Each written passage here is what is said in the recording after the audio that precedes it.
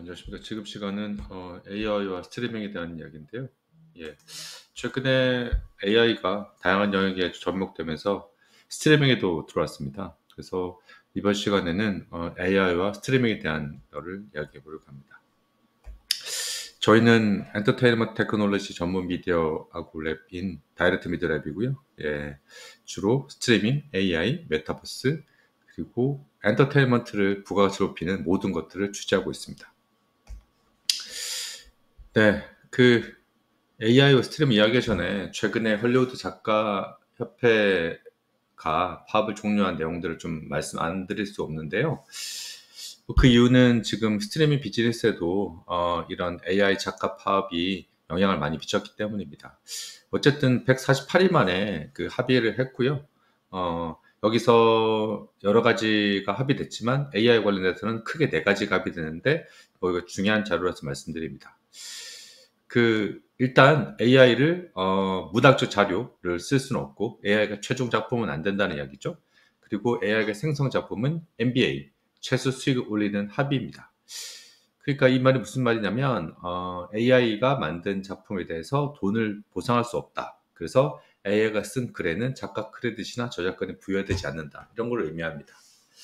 하지만 AI를 쓰는 것에 대해서는 서로 사실 합의를 했어요. 그래서 스튜디오가 동의하고 작가들이 회사 정책을 따르면 AI를 이제 작품을 서술할 때 쓰도록 했고요.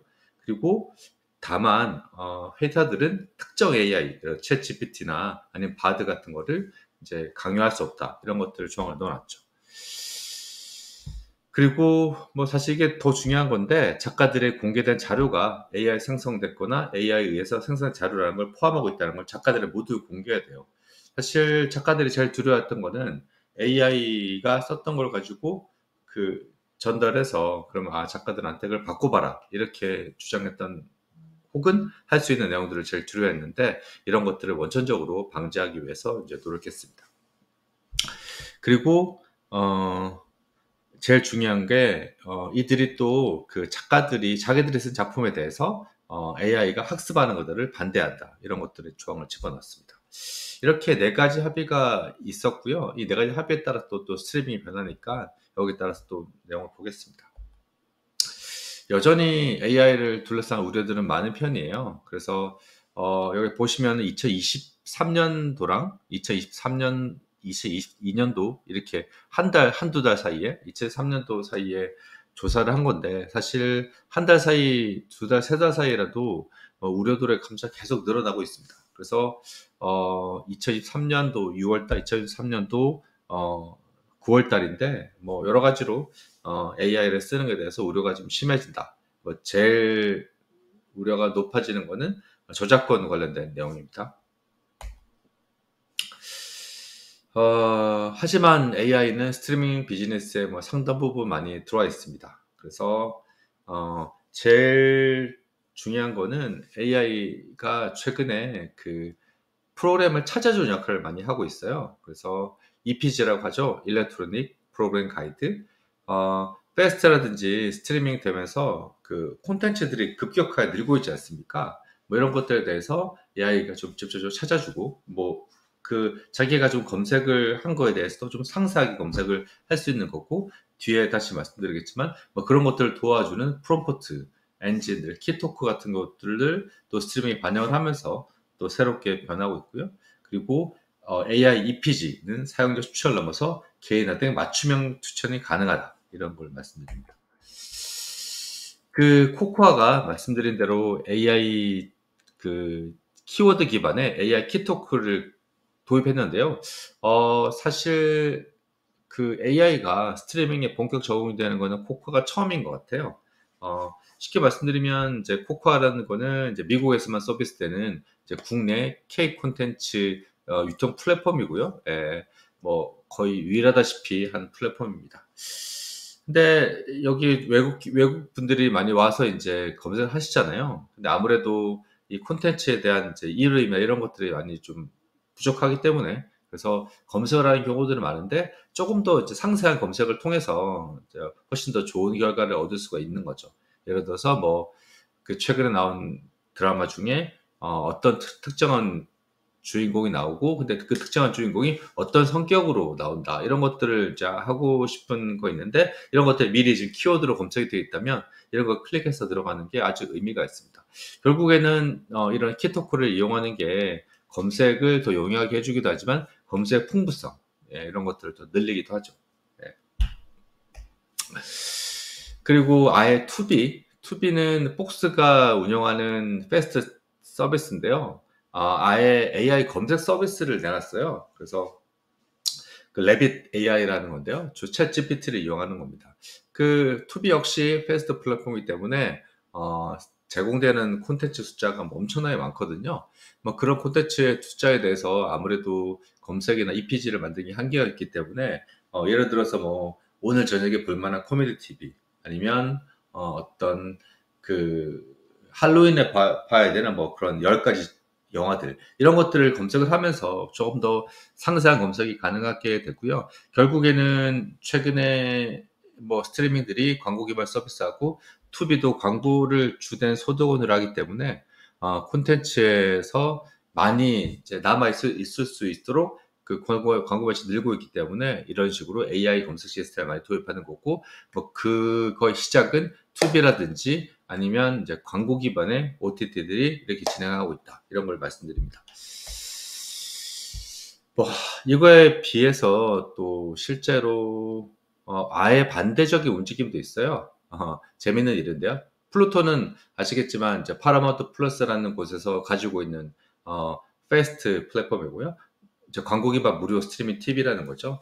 뭐 한때 지금도 마찬가지지만 뭐 지금은 삼성하고 경쟁을 많이 하고 있지만 원래는 한때 전 세계에서 가장 큰 패스트 플랫폼이었습니다. 하지만 이제 플루토는 그 자기들이 AI가 아니고 실제로 사람을 이용한다 이런 것들을 많이 홍보를 하고 있어요. 그래서 사람 추천 50명의 각 장르별로 그런 어떤 큐레이션을 넣어놓고 뭐 이렇게 우리가 딱딱할 시대에 사람 추천한다 이런 것들 이제 보여주는 이런 콘텐츠입니다. 예. 지금까지 간단하게 AI와 스트리밍에 대해서 말씀드렸고요. 물론 뭐 그 AI는 스트리밍에 이렇게 좀 검색에만 적용되는 게 아니라 뭐 포스트 프로덕션, 그다음에 프리 프로덕션 단계에서도 실제로 뭐 그 크로마키를 대체하든지 아니면 이제 모션 캡처를 대체하든지 이런 것들을 많이 만들고 있는데 사람들이 실제로 소비자들이 느끼는 AI의 어떤 적용에 대한 부분들은 지금 말씀드린 AI와 스트리밍 점점 더 스트리밍에 AI가 적용되면서 훨씬 더 이용 시간이 줄어들고 이용 편의성이 높아질 것이다. 결국에는 검색 시간, 아까 이용 시간 줄어든다는 게 검색 시간이 줄어든다는 건데요. 검색 시간이 줄어들어야 실제 그 콘텐츠를 보는 시간이 늘어나기 때문에 당연히 모든 서비스들은 이제 그 콘텐츠 양이 많을수록 검색 시간을 좀 줄어들고 실제 검색에 좀 끝나고 콘텐츠 보는 시간 늘리려고 하거든요. 최근에 버라이티 조사에 따르면 그 OTT 콘텐츠가 스트리밍 콘텐츠가 늘어나면서 일반 미국인들의 검색 시간이 거의 10분까지 늘어났어요. 사실 이거는 좀 들어와서 10분 동안 검색하고 있다는 건 좀 말이 안 되는 이야기고 이것 때문에 상당한 고객들이 이탈을 하고 있습니다. 실제 또 다른 조사에서 그 3개를 검색을 했을 때 원하는 작품이 안 나오면 바로 그 플랫폼을 떠난다고 이야기를 하거든요. 뭐 그 정도로 검색의 중요성이 또 높아지고 그리고 또 검색의 정확도도 중요성이 높아지기 때문에 사실 AI와 스트리밍 특히 검색에 대한 부분들은 앞으로 더 많이 반영이 될 것 같습니다. 네, 지금까지 간단한 발표였고요. 그 뒤에 박근혜 대표님께서 좀 더 상세한 내용들 실제로 키트코가 뭔지 그리고 AI와 스트리밍이 어떻게 적용되고 있는지 이런 것들을 말씀드리겠습니다. 감사합니다.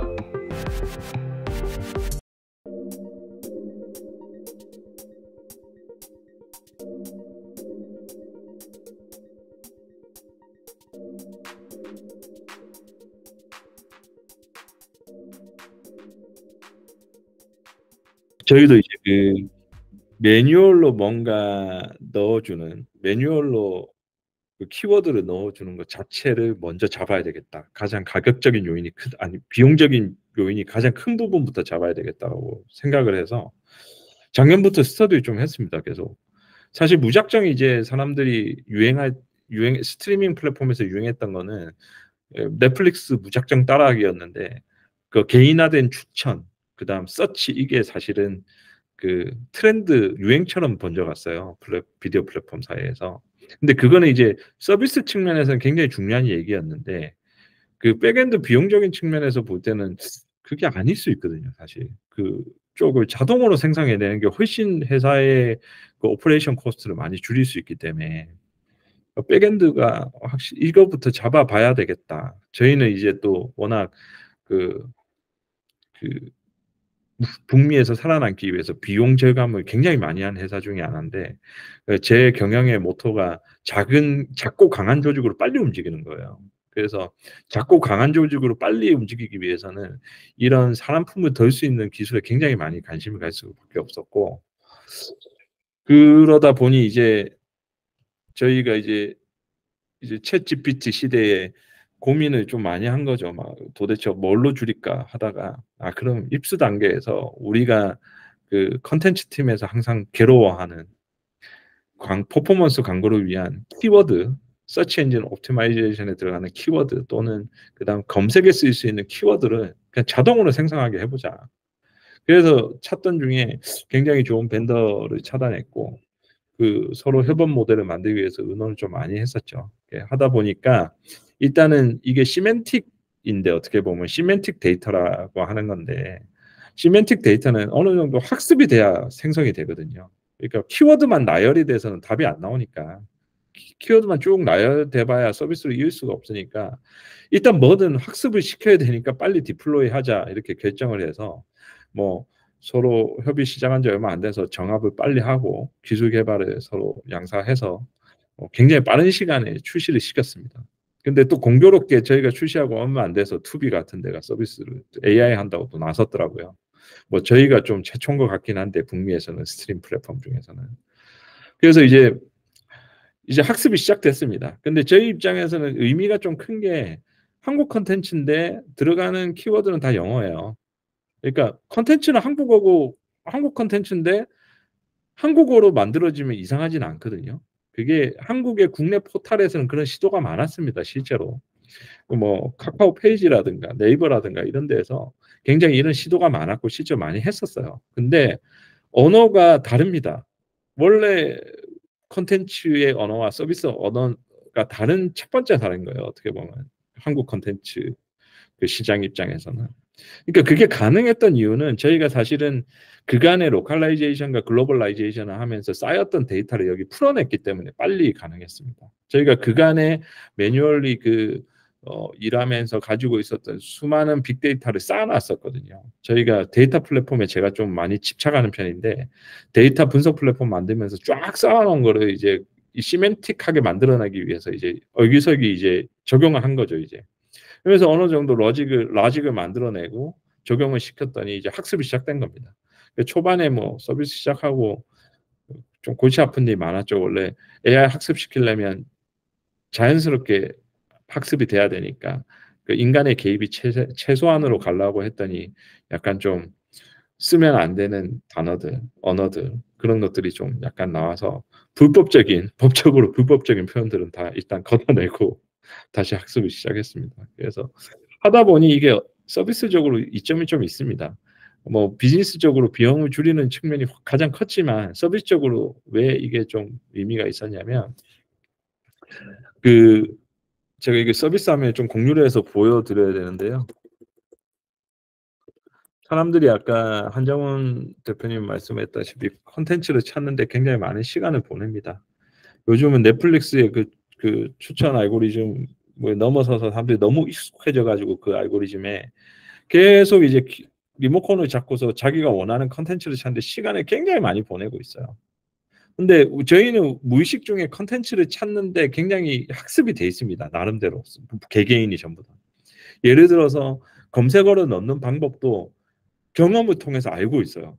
어떤 키를 넣었을 때 가장 좋은 내가 찾는 그 컨텐츠가 나오더라를 개개인이 다 경험을 통해서 가지고 있습니다. 그 얘기는 그 경험이 없는 사람은 굉장히 괴롭다는 뜻이에요. 처음 들어온 사람은 이거를 막 어떻게 써야 될지 모른다는 거죠. 그 또 하나는 그 그 개인화된 추천에서도 익숙해져 있습니다. 옛날 같으면은 내가 이거 좋아할지 어떻게 알았지 이건데 지금은 식상해요 사람들이. 너무 뻔한 추천이네. 약간 이렇게 돼 버렸어요. 근데 이 과정에서 이게 컨텐츠를 일방적으로 내가 패시브하게 추천을 받아야 될 거냐라고 봤을 때 저는 그냥 일방적으로 추천을 받는 것 자체가 의미가 없을 수 있다 더 이상. 그러니까 개입이 돼야 된다 인간이. 뭔가 개입돼야 되는 거예요. 근데 지금까지의 추천은 자동화된 추천을 보면 인간이 개입되는 거는 그냥 에로우 버튼을 상하 좌우로 누르면서 선택하는 것밖에 없었어요. 이 컨텐츠 클릭하는 것밖에 없었거든요. 또는 좀 더 적극적으로 나가면 레가시로 생각하면 검색어를 넣어주는 거죠. 검색창에. 그거는 이제 좀 현대화된 추천이라고 보기 힘들고 선택하는 큐레이션 본인이 큐레이션된 컨텐츠를 선택하는 데 있어서 굉장히 옛날 과거 형태의 문제니까 좀 논외로 하고 결국은 리모컨을 통해서 추천된 거를 계속 이렇게 이동하다가 보는 거죠. 그거 자체가 굉장히 이제 지루한 시대가 된 거예요. 그러면 생성된 그 AI를 통해 가지고 생성된 이 키워드를 어떻게 활용하냐? 컨텐츠를 고르는 데 일단 노출해 주자. 그럼 어떻게 고르냐?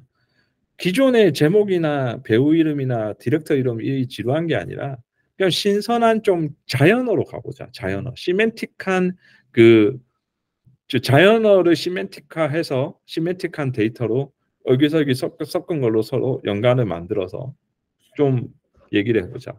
좀 말이 좀 어려울 수 있는데 예를 들어서 자유로운 영혼에 매우 고리타분한 아주 발랄한 이런 언어들을 장르하고 서로 연결을 시키는 거예요. 시멘틱 데이터화 시키는 거예요. 그러면 이런 형용사적인 단어가 자동으로 생성됐을 때 그거를 클릭해서 여러 단어의 조합만으로 결과치가 나아진다면 시청자는 재미를 느끼는 거죠. 기존 같으면 일방적인 카테고라이징을 그냥 예를 들어서 아주 딱딱한 카테고리 SF 영화 아니면 공포 아니면 로맨틱 이런 장르를 벗어나서 그냥 자기가 좀 와닿는 좀 단어로 가는 거예요. 전개가 빠른 SF 장르인 그러면 이런 걸 시멘틱화 시켜버리면 자유로운 영혼이 주인공으로 나오는 SF 장르인데 전개가 빠른 걸 보고 싶어. 이런 말이 완성이 되는 겁니다. 근데 사실 이게 챗 GTP 또는 인공지능에 있어서 언어를 인지하는 그 과정의 중간 단계의 지금 얘기거든요. 이게 문장으로 연결시키는 건 어렵지 않습니다. 시멘틱 데이터가 완성되고 나면.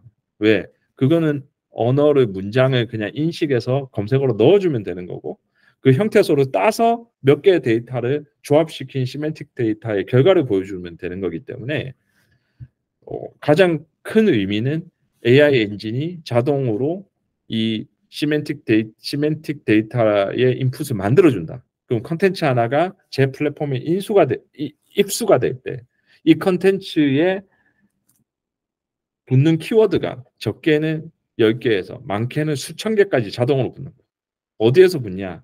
가장 의미 있는 곳에서 갖고 와야죠. 가장 영향력 있는 어디에서 주 타겟층이 놀고 있는 커뮤니티 또는 주 타겟층이 모여 있는 소셜 네트워크 아니면 주 타겟층이 몰려 있는 가장 많이 언급되는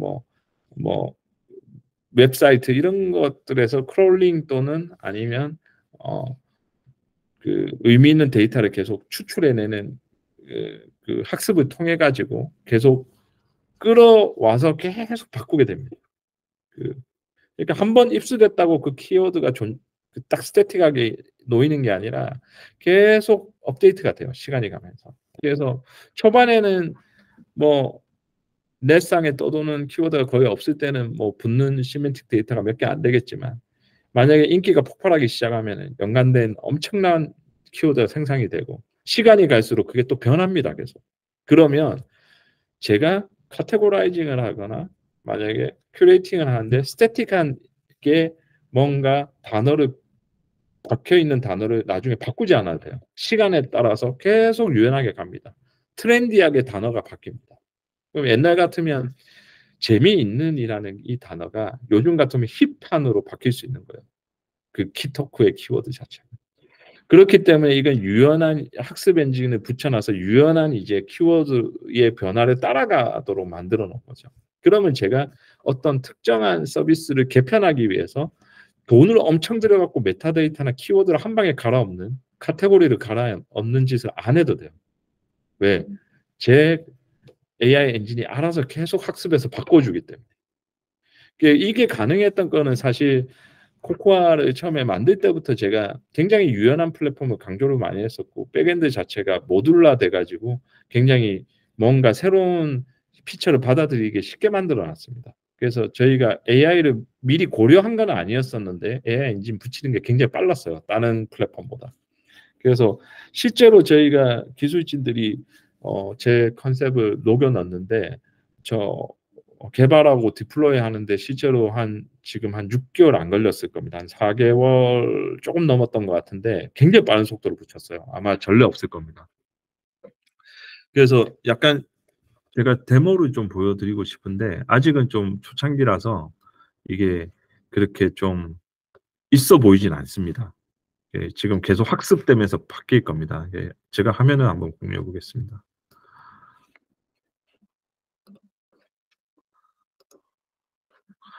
예, 저희 코코아 플러스 웹페이지인데 이거 한국에서 접속이 안 돼요. 한국에서는 블락이 돼 있고 한국에서는 웨이브가 저희 관련사기 때문에 웨이브를 보셔야 되고 저희는 블락돼 있습니다. 이렇게 저희가 보시면 UI가 저희가 한 6년째 비슷하게 이렇게 계속 유지하고 있는데요. 비슷한 느낌으로 넷플릭스 많이 카피했습니다. HBO하고. 그 이유는 북미 사용자한테 가장 친숙한 UI라서 그렇게 했고요. 그때 당시는 저희가 굉장히 센세이션했다 했는데 지금 한국의 많은 플랫폼들이 저희 거를 카피 많이 했습니다. 결국 이렇게 좀 내려보면 기존의 전통적인 카테고리가 이렇게 보이고요. 예, 뉴 시리즈나 핫 이런 거는 일반적이니까 뉴 릴리즈나 이런 거는 기본적으로 나와줘야 될 것 같고 요 밑에 이제 제가 AI에서 픽한 키워드 가장 핫한 키워드를 이렇게 나열했습니다. 요 레이들은 바뀌어요. 핫해질 때마다 이 키워드가 핫해질 때마다 새로운 레이를 만들어서 올립니다. 이렇게 자동으로 큐레이팅을 할 필요가 없는 거죠.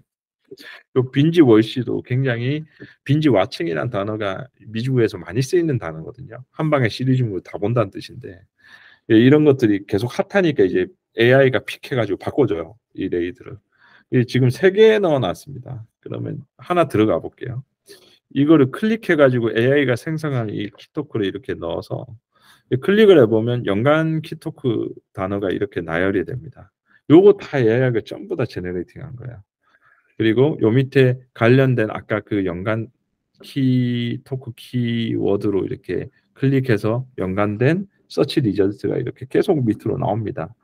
여기에서 이제 연관된 또 단어 가장 그 연관성이 시멘틱 데이터가 가장 연관도가 높은 것들이 이렇게 나열이 되고요. 이 단어 하나에 따라서 또 시멘틱의 또 구조가 또 달라지기 때문에 또 재밌는 결과가 또 나옵니다.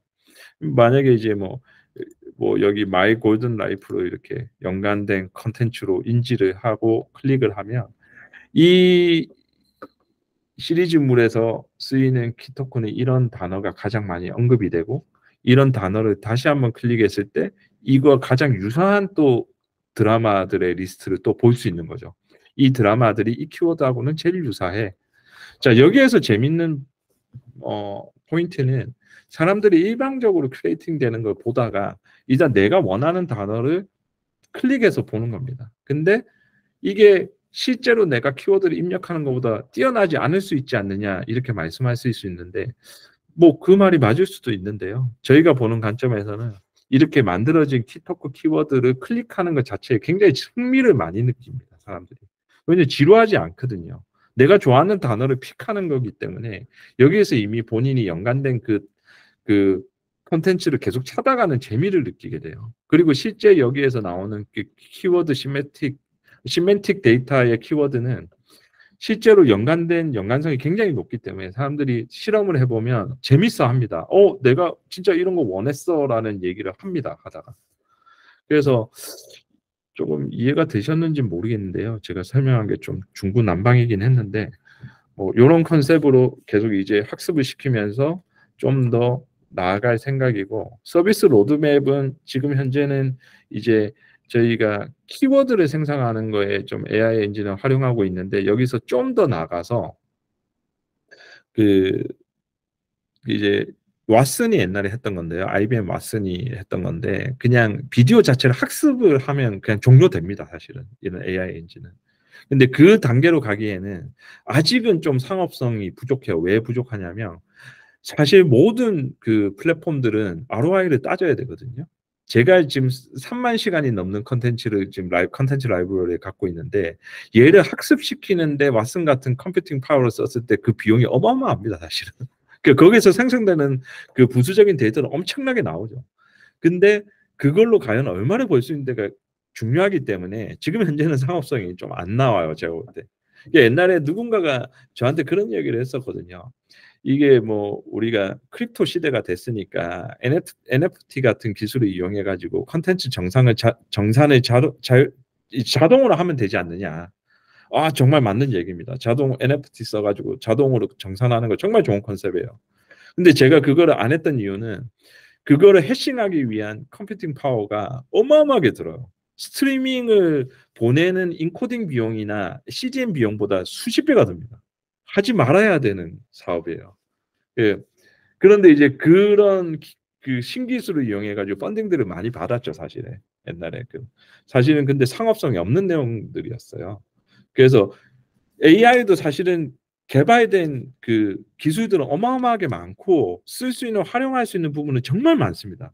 근데 그 중에서 우리가 과연 얼마나 이익을 볼 수 있는, 그 경제적으로 이익을 볼 수 있는 영역을 제대로 접근하는지가 제일 중요한 문제거든요.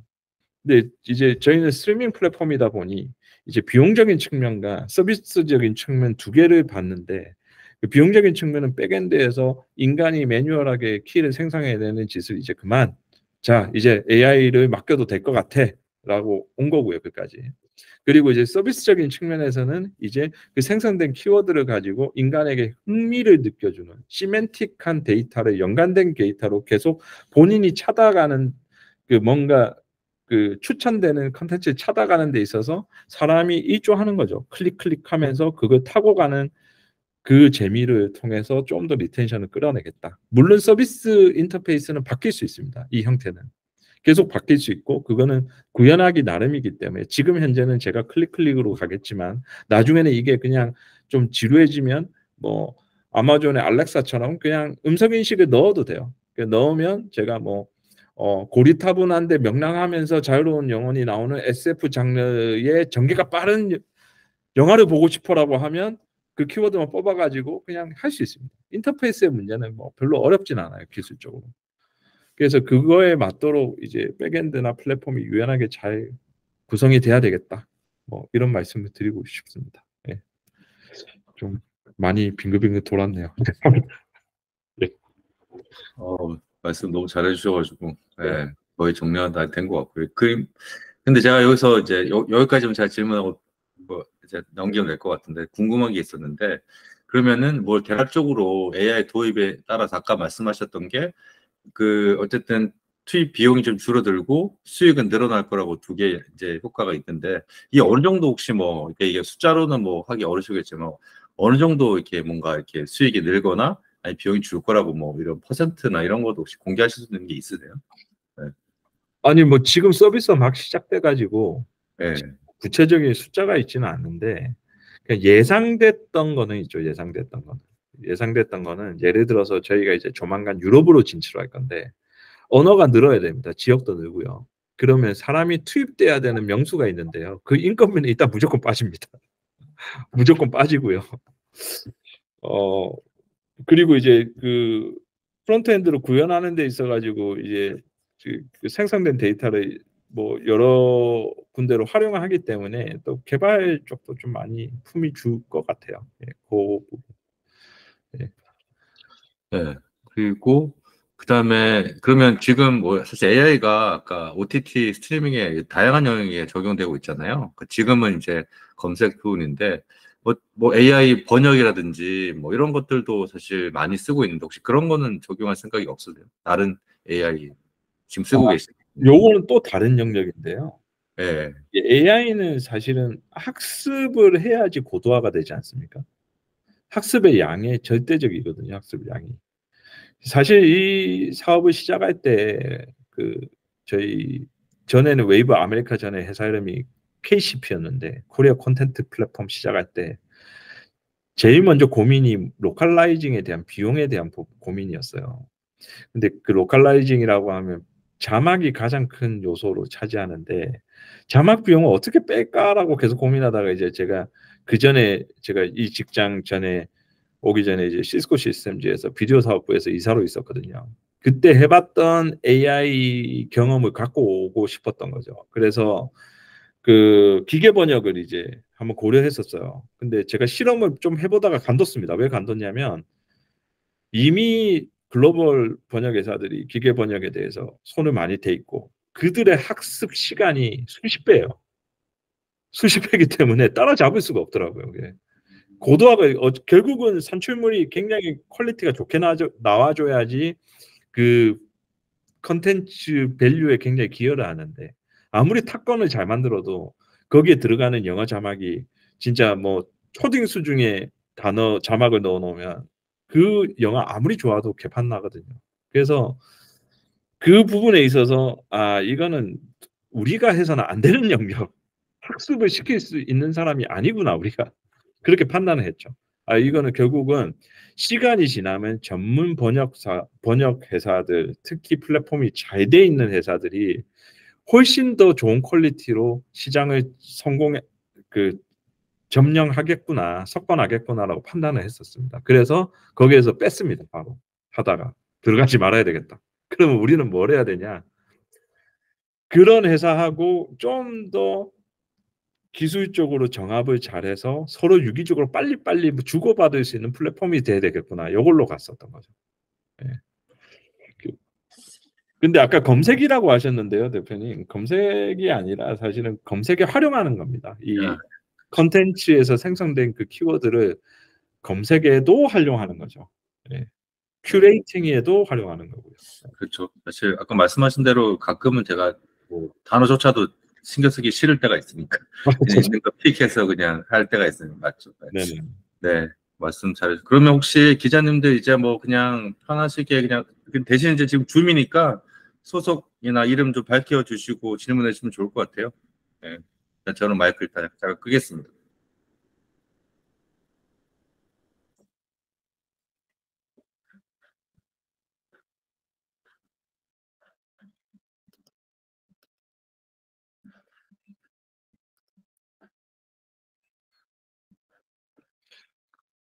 다들 궁금하신 게 없으신 것 같습니다. 네. 너무 완벽하게 말씀해 주셔가지고 아니요, 계속 일단 제가 궁금한 하나 더 있어요. 아까 유럽 진출 말씀하셨는데 이게 그럼 뭐 구체적으로 뭐 일정이나 이게 나오신 거예요? 건가요?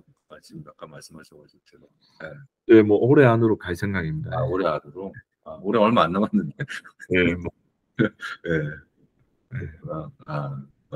계획이 다 있으신 걸로 생각이 듭니다. 예, 예. 질문 해주세요. 아, 이게 자막으로 질문을 하시네요. 그러니까 제가 읽어드리는 게, 뭐, 보실 수 있으시죠? 네. 예, 뭐 읽어주십시오. 네, 읽어드릴게요. 혹시 AI 기술로 영상 콘텐츠 유출이나 불법 유통 등을 막을 수 있는 방법도 있는지 궁금하다. 윤정민 기자님이 말씀해 주셨네요. 비디오가 안 되신다고. 예, 아, 이거는 수 있습니다. 예. 사실은 AI 기술인지는 모르겠는데 이미 있습니다. 이 기술이 사실은 이게 그 영상을 학습을 하면 그 영상에 대해서 핑거 프린팅을 만들 수 있거든요. 유니크한 그 알고리즘 해시 값을 만들 수 있는데 그 값을 만들어서 어 어떤 특정한 리파이토리 저장을 해놓고 크롤러가 돌아다니면서 인터넷을 떠돌아다니는 그 영상들을 보고 학습을 합니다. 그러다가 유사한 장면이 나오면 그 핑거프린트를 비교를 해가지고 네 영상이 어디 또 따라다니고 있어라고 하면서 이미 그런 뭐라 그럴까 서비스 그러니까 주로 미국에서는 로펌에서 그걸 하는데요. 저작권 관련한 로펌에서 의뢰받아가지고 그걸 하고 있습니다. 그리고 미국의 대형 IP 홀더들 소니라든가 뭐 팍스라든가 이런 데들 다 의뢰해가지고 그 서비스 계속 취합합니다. 예. 근데 지금 그거를 본격적으로 안 한 이유가 제가 알기로는 두 가지인데 첫 번째는 그 크롤링 하는데 음원 같으면은 데이터 밴드위스 별로 필요가 없어요. 그 막 수집하는데 그렇게 많은 트래픽이 필요가 없는데 비디오는 이게 일단은 HD 이상이 가면 밴드위스가 커가지고 아마 비용적인 문제 때문에 많이 안 하는 걸로 알고 있습니다. 이게 상업적인 문제로 알고 있고 아마 그 내부의 알고리즘은 거의 AI하고 유사한 걸로 알고 있습니다. 저도 그거를 내부를 까본 적은 없어서 뭐라고 대답 못 드리겠네요. 예. 네. 저도 뭐 네. 최근에 불법 복제 이런 것 때문에 뭐 아주 이슈가 많다는 걸 제가 알고 있고요. 또 디지털 데일리 강소영 기자님께서 질문 주셨는데 내부에서 코코아 AI 이제 픽 섹션에 대해서 보다 좀 구체적인 평가가 궁금하다고 말씀하셨고요. 그리고 네. 검색 기능 외에 현재 이거와 비슷한 이야기인데 코코아에서 AI를 적용하고 있거나 적용 계획인 기능들에 대해서 그러니까 AI의 뭐 어떤 활용들 생각하고 계신지를 좀 여쭤보셨어요. 네. 아까 뭐 검색이라고 말씀하셔서 제가 검색뿐만이 아니라 키워드 생성과 그다음 편성까지라고 얘기 드렸는데요. 이제 다시 한번 설명을 조금 드리면 어떤 특정한 타이틀이 제작이 돼서 방영이 되고 저희 컨텐츠 리파이토리로 인제스트가 되면 그 입수되는 그 인제스트가 입수란 말인데 입수가 딱 되면 입수될 때 AI 엔진이 개입을 해가지고 키워드를 막 생성해냅니다. 아까 키워드가 제가 키토크라고 표현한 이유가 이 단어는 제가 만든 건 아닌데 그 키토크 AI라는 회사에서 만들었는데 이 단어가 사람이 쓰는 굉장히 자연어에 가까운 언어를 만들어내거든요. 아까 표현했다시피 그거를 만들어서 이제 AI 엔진이 서로 시멘틱 데이터로 만듭니다. 유기적인 관계를 만들어요. 막 만들어 가지고 그거를 검색에도 활용하겠지만 그 키워드를 큐레이팅에도 활용합니다. 아까 레일 보여드렸는데 AI 픽이라는 그 레일이 큐레이팅이거든요. 그 레일을 컨텐츠를 이렇게 배치한 거죠. 이렇게 그 키워드 하나 아래. 근데 그 키워드의 선정 기준은 사실 저희가 조금씩 바꿀 수 있어요. 운영하면서. 만약에 요번 주에 가장 핫한 히토크 키워드를 먼저 올려 이렇게 할 수 있거든요. 저희가. 그걸 학습을 시킬 수 있는 거죠. 아니면 요번 달에 아니면 오늘에 이런 식으로 만들 수 있는 거죠. 그러면서 큐레이팅까지는 지금 적용이 돼 있는 거예요. 검색뿐만이 아니라 생성 검색 큐레이팅까지는 그냥 갈 수 있는 거죠. 이미 있는 거니까. 여기서 좀 더 활용하면 아까 말씀드린 대로 음성의 플러그인을 쓰면은 그러니까 음성 데이터를 인식하는 거는 요즘 워낙 발달이 많이 돼 있어 갖고 말한 거를 레코그니션하고 문자로 바꿔주는 건 어렵지 않습니다. 바꿔서 거기서 형태소를 따가지고 그 형태소를 분리해서 다시 키토크로 변환해서 검색을 넣어버리면 시멘틱 검색 결과 또 나오는 거예요. 그 다음에. 그러니까 검색의 고도화가 되겠죠. 고도화가 좀 더 이루어질 수 있고 그거는 뭐 당장 조금만 시간 들이면 할 수 있는 거고요. 지금 아직은 그까지 안 했는데 여기에서 좀 이제 지금은 이제 키워드 중심으로 말씀드렸는데 좀 더 진화되면은 아까 왓슨 말씀드렸는데 왓슨이 비디오 학습한 것처럼 그까지 가야 될 겁니다. 그게 마지막 궁극의 골일 거예요. 그러니까 AI 엔진이 비디오를 보는 거죠. 이렇게 사람처럼 본다고 생각하면 되는 거죠. 그거 다 본 거를 본인 감상평을 수백만 장의 데이터로 만드는 거예요. 다 넣어놓고 그걸 이제 꺼내 쓰는 게 플랫폼의 역할이 되겠죠. 어떻게 꺼내서 어떻게 활용해서 보여주고 그리고 어떻게 배치하고 어떻게 연관시키고 이거를 다른 플랫폼과 어떻게 이어줄까에 대한 거는 이제 플랫폼 사업자의 고민일 겁니다. 그게 결국에는. 그게 궁극의 골일 건데 그까지 가자니 지금 CPU 파워가 사업성이 안 나오거든요. 비싸거든요. 지금 CPU 파워로 그렇게 써버리면 그러면 그 단계까지 가기 전에 과정들이 쭉 존재를 할 겁니다. 그러면 제가 좀 쉽게 하나를 예를 들면 이 예입니다. 사업을 하겠다는 뜻은 아니고요. 만약에 제가 라이브 스포츠 채널을 코코아에 도입을 한 거예요. 가정입니다. 하겠다는 뜻은 아닙니다. 그러면 스포츠 뭐 국가 월드컵 게임 이런 거는 라이브로밖에 안 보죠. VOD로 절대 안 보죠. 그럼 실시간으로 봅니다. 미국의 플랫폼 사업자들이 스포츠 라이브를 계속 도입하는 이유가 실시간성으로 인해서 지갑을 열게 만드는 거거든요. 워낙 잘 팔리죠, 실시간 스포츠 채널들은. 그러면 프로그램을 이제 플레이를 했는데 막 보고 있어요.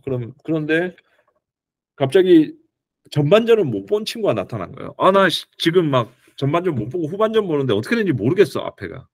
그러면 AI가 학습된 전반전을 봅니다.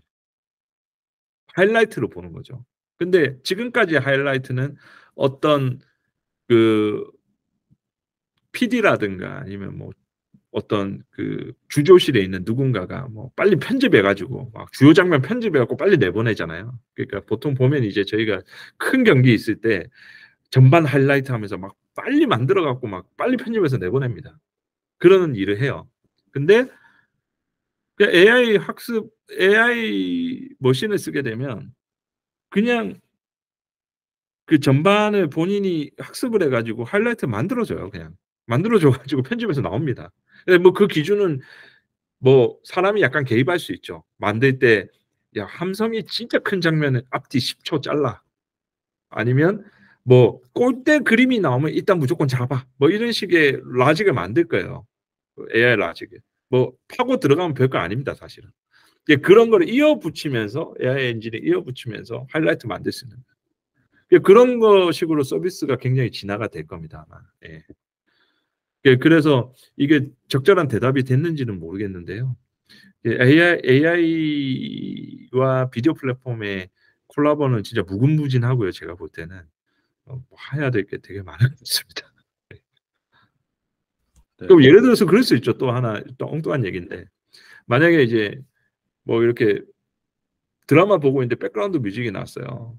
마음에 드는 거예요. 그러면 AI가 그걸 보고 있다가 그냥 너 음악 좋아하니까 이 음악은 뭔데? 여기 가서 들을래? 뭐 이런 것도 그냥 자동으로 하는 거죠, 다. 예. 네. 윤 기자님이 좋은 질문 해주셨는데요. 지금 미국을 중심으로 해서 OTT들이 적자 개선 정책으로 스트림플레이션, 구독료 인상을 말씀하시는 거죠. 이제 한창인데 미국과 달리 한국에는 좀 구독료 인상이 좀 소극적인데 이게 한국을 말씀하신 것 같아요. OTT 구독 적정성이 어느 정도인지 뭐 혹은 지금 이제 구독료 인상 이렇게 스트리밍 플레이션 이런 게 좀 바람직하게 보는지 이런 거를 여쭤보셨네요. 그냥 이건 업계 수준을 말씀하신 것 같아요. 네. 예, 요거를 제가 대답할 수 있는 입장은 아닌 것 같아요. 왜냐하면 국내에 서비스하는 사업자도 아니고 저는 이제 미국을 중심으로 서비스하다 보니 상황이 다르니까 국내에 대한 언급을 하기 입장은 안 되고 그리고 잘 모릅니다. 사실 한국 국내 상황을 제가 100% 이해를 하고 있다고는 생각이 안 돼요. 그리고 대표성이 없기 때문에. 근데 이제 적정선이라는 표현보다는요, 제가 조금 다르게 표현해드리면 미국에서 왜 OTT 플랫폼들이 가격을 올리냐라고 하면 대외적으로는 솔직히 본인들이 적자 계산을 위해서 한다라고 얘기를 합니다. 근데 이거 약간 다르게 생각해 보면요, 올려도 되는 거예요. 그냥 무서운 사람이 없는 거예요, 사실은. 경쟁자가 없는 거예요. 제가 요즘 그런 얘기 많이 하는데 미국에서는 OTT만으로 모든 컨텐츠 다 볼 수 있다 이제 그런 얘기 하거든요. 옛날엔 못 봤어요. 왜 그러냐면 콩캐스트에만 나오는 독점 채널, 뭐 예를 들어 디렉티비에만 나오는 스포츠 채널 이런 게 있었는데 그런 거 다 OTT 다 넘어갔습니다. 전부 다.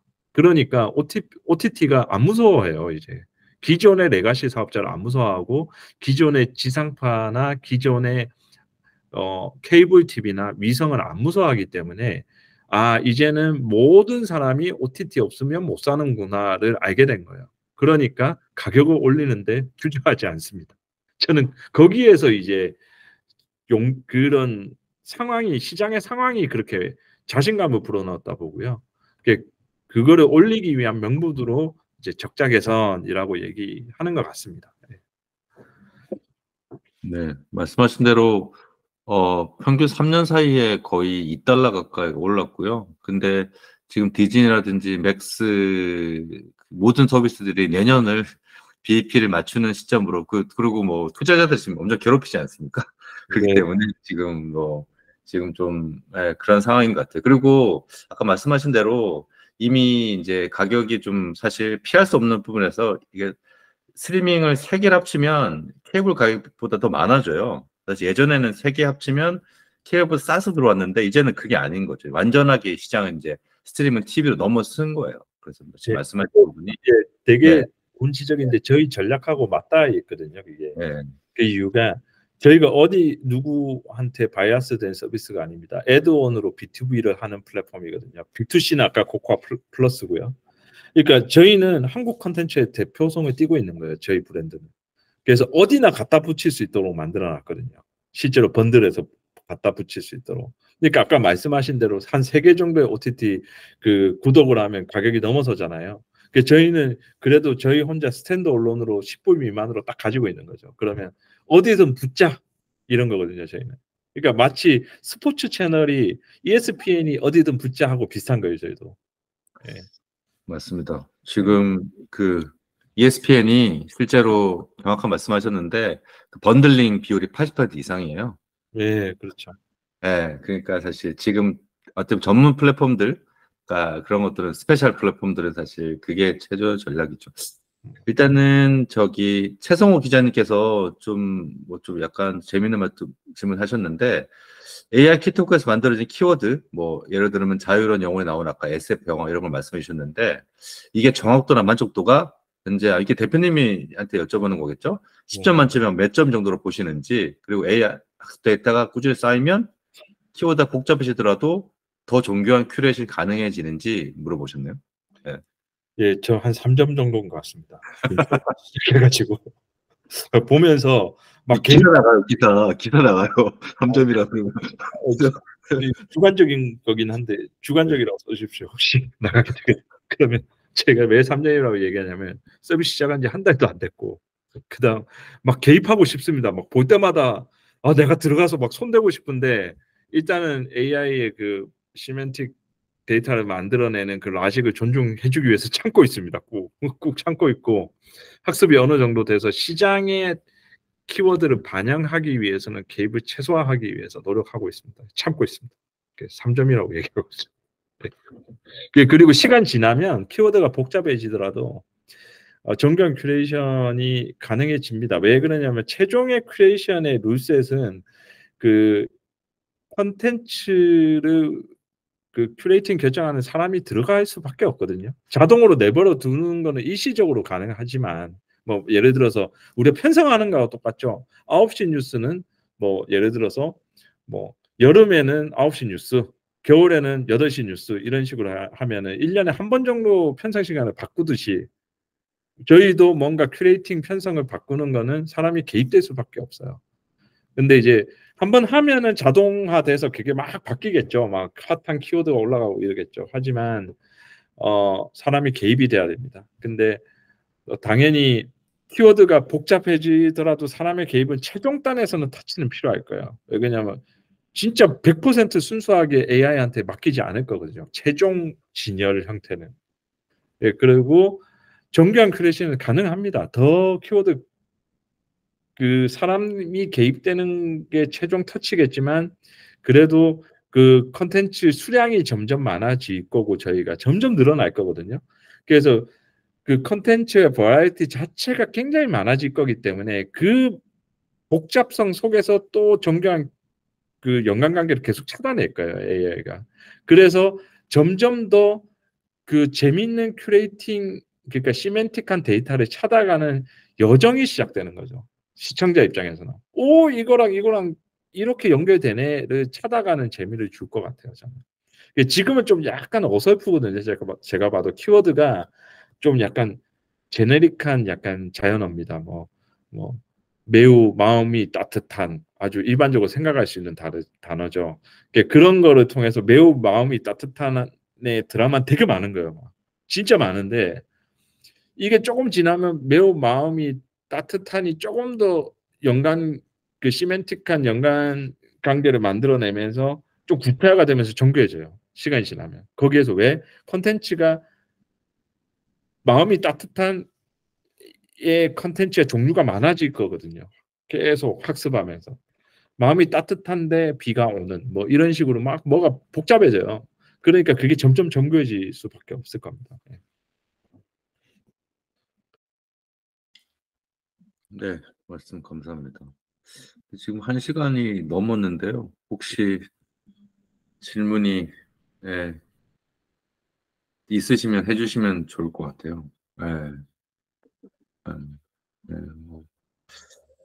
일단은 제가 이 스트리밍 AI를 봤을 때 지금 이렇게 이게 이제는 뭐 한두 뭐 물론 뭐 넷플릭스도 뭐 하고 있죠. 드러나진 않지만 이제 좀 지금은 이제 보다 더 아까 말씀하신 대로 보다 더 누가 더 정교하게 사실 만족도를 높이느냐 그 싸움인 것 같아요. 지금 뭐 처음에 초기 사실 그러니까 플랫폼의 시장이 어떤 UI나 UX 뭐 이런 부분들 그리고 검색의 그러니까 속도 이런 게였다면 지금은 사실 그 넘어서서 말씀하신 대로 그럼 내가 더 친절하게 그러면 이 사람한테 뭘 해줄 거냐 이런 거가 느낌이 들더라고요. 저도 AI 봤을 때.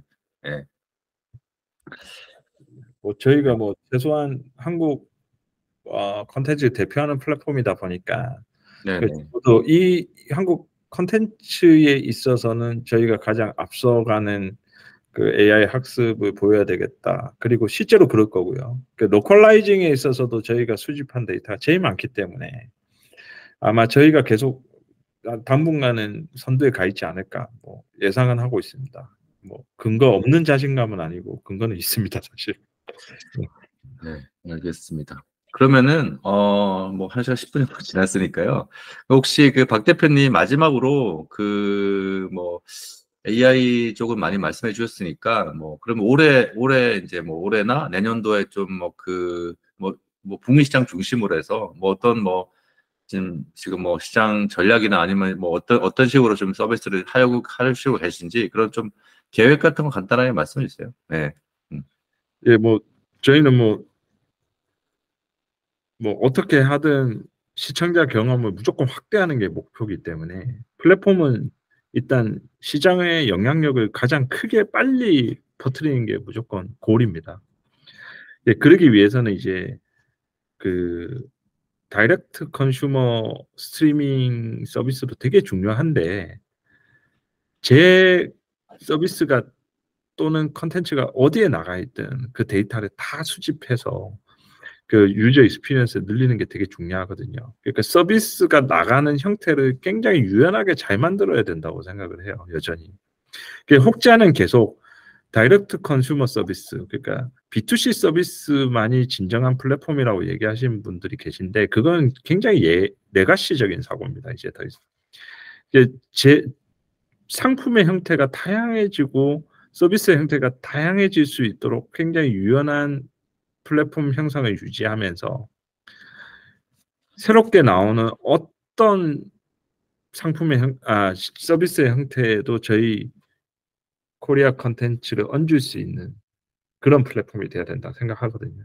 저희는 그거를 하기 위해서 굉장히 여전히 애를 쓰고 있고 그러다 보니 결과론적으로 아마존 프라임 같은 데들이 저희 본인들이 한국 컨텐츠 돈 주고 살 수 있어 이러다가 결국은 무릎 꿇고 저희한테 무릎을 꿇은 건 아니지만 어쨌든 약간 접고서 저희 유료 상품을 본인들 플랫폼 안에서 팔기 시작한 거죠. 그전 같으면 상상도 못했습니다. 저희가 여기 와서 그런 시청 경험 만들기 위해서 엄청 노력하다 보니 결국은 그런 포지션까지 왔습니다. 그러다 보니 이런 저희 시장의 영향력이라든가 장악력이 좀 약간 한국에서는 잘 안 알려져 있어서 좀 아쉬울 때가 많은데 좀 많이 알려져서 여러 CP사가 저희하고 함께 했으면 좋겠어요. 뭐 여전히 뭐 저희 한 30개 넘는 스튜디오하고 CP사들이 저희한테 들어와 있지만 그래도 아직 안 들어와 계신 분들 계신데 좀 여기에서 한 몸이 돼서 좀 더 다양한 형태로 여러 시청자들을 좀 만날 수 있으면 좋겠고요. 그리고 이제 저희 또 뭐 지역도 확장하지만 유럽도 가고 하지만 뭐 그리고 여전히 메이저 플랫폼 파트너들, 저희하고 같이 하는 플랫폼 파트너들, 그리고 글로벌 기술 벤더들하고 굉장히 많은 협업을 많이 하고 있어요. 실험도 많이 하고 있고. 모토가 기본적으로 글로벌화 되려면 1등하는 파트너와 친구가 돼야지 저도 1등합니다. 1등하는 기술 벤더하고 같이 일을 해야지 1등을 해요. 왜? 그들을 통해서 얻어지는 간접 학습이 어마어마하게 많아요. 1등하는 벤더는 자기가 데리고 있는 그 고객들이 1등하는 고객들이에요. 그들을 통해서 나오는 레슨런이 저한테 흘러 들어올 때 엄청난 시너지를 보거든요. 저희는 그럴 준비 그렇게 해왔고 앞으로도 그럴 거고, 모든 저희 회사 구성원은 글로벌 파트너와 글로벌 벤더와 일하는데 주저함이 없는 사람으로 이루어져 있습니다. 저희 같이 일하는 벤더들 보면 한국 회사들이 굉장히 일하기 버거워하는 회사들을 일을 같이 하고 있어요. 그런 어깨 나란히 하면서. 그런 거를 좀 인정을 받고 저희가 좀 더 세계적으로 명성을 떨칠 수 있도록 좀 하는 한 해가 또 아니 한 해가 아니고 좀 그런 좀 기회가 많았으면 좋겠습니다. 그래서 좀 너무 적대적으로 봐주지 마시고 다들 좀 전향적으로 좀 열린 마음으로 다들 좀 빗장을 풀고 좀 유연한 플랫폼 만들 수 있도록 노력해 주셨으면 좋겠습니다.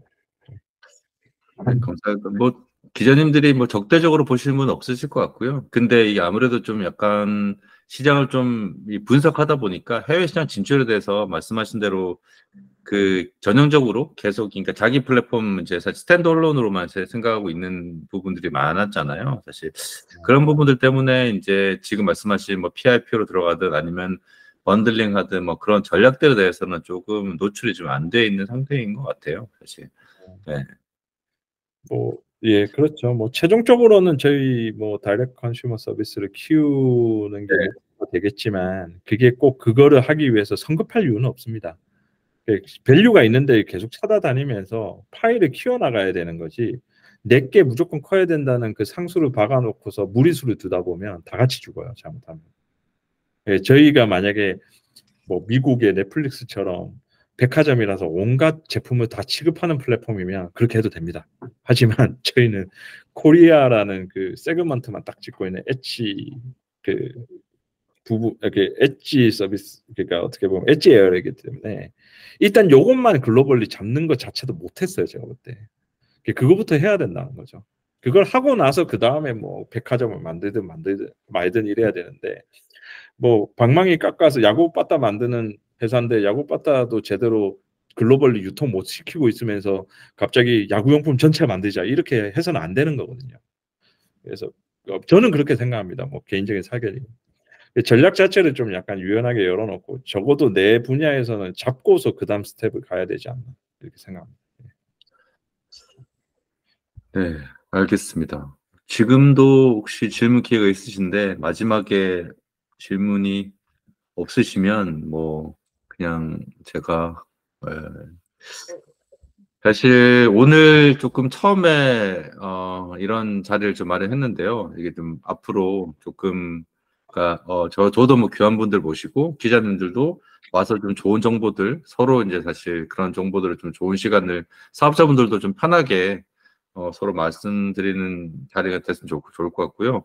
오늘 박근 대표님 아주 이렇게 자연스럽게 이제 평소에 워낙 이렇게 관심 많으시니까 준비 안 하셨다고 해도 이렇게 기본적으로 다 이제 쉽게 말씀해 주셨고요. 너무 감사하게 생각을 하고 있고 오늘 또 들어오신 기자님들도 사실 아주 바쁘실 텐데 제가 짧은 시간에 저도 사실 제가 구멍가게 같은 아직까지 구멍가게 같은 이런 미디어에 지금은 저는 약간 도매 미디어이기 때문에 여러분들하고 약간 협업 가능한 미디어입니다. 그래서 좀 앞으로도 좀 많이 좀 참석 부탁드리고요. 또 다음 달에도 또 좀 이 박계 대표님도 볼 수 있는 자리가 있습니다. 저희가 또 글로벌 엔터테크 포럼을 또 개최하기 때문에 다른 사업자들 불러서 그때도 좀 공지를 또 해드리겠지만 오셨으면 좋을 것 같고 일단은 그러면은 오늘은 제가 여기서 그러면 이거는 끝내고요. 그리고 혹시 추가로 질문이 있으면 박 대표님 직접 말씀해 주셔도 되고 아니면은